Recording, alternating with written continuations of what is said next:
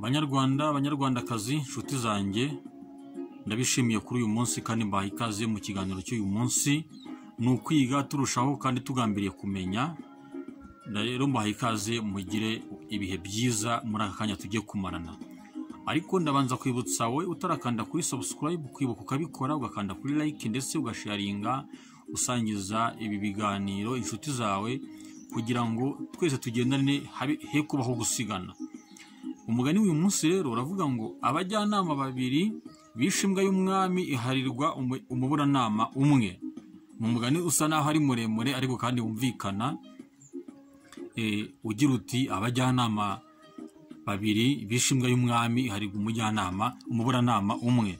Uyu mugani rero icyo ushaka kuvuga ni uvuga ngo abantu babiri bishe bagiye inama bica imbwa y'umwami barangije biharirwa umuburanama umwe. Ni uvuga ngo iyo abantu ari babiri babasha kungurana ibitekerezo, bakagira ibyo bagambirira, umwe agaha igitekerezo undi, bakavuga bati ibi n'ibi tubigenze gutya na gutya, kandi rwose intego yabo biyemeje ikagerwaho.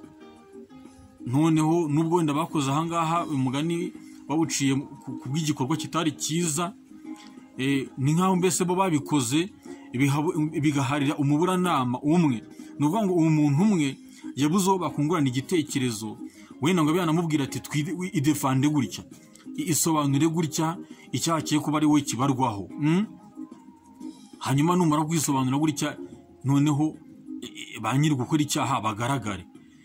Rero byamuhariwe kubera ko yabaye umuburanama, yabuze undi bajya inama, yabuze umwungura igitekerezo.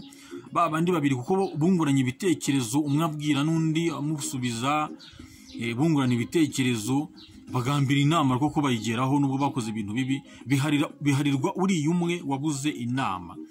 Icyo umugani rero ugambiriye ahangaha ni ugushishikariza abantu kutaba ba nyakamwe, kutaba ba nyamwigendaho.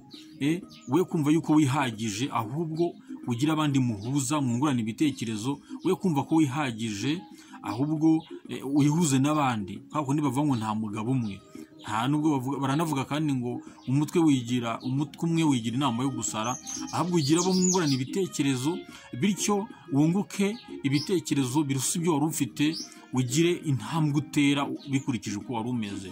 Niyo mpamvu bavuga bati abajyanama babiri bishe imbwa y'umwami iharirwa umuburanama umwe. Twige tumenye, twe kuba abanyakamwe cyangwa abanyamwigendaho, ahubwo twumve yuko ubumwe bw'abantu n'abandi aribwo buzatuma tugera kuri byinshi tutari dufite. Rero mugire ishya n'ihirwe kandi mugire amahoro, twige tumenye kandi mugire ibyiza byose mukeneye kandi mwifuza. Imana ibarinde, mugire amahoro.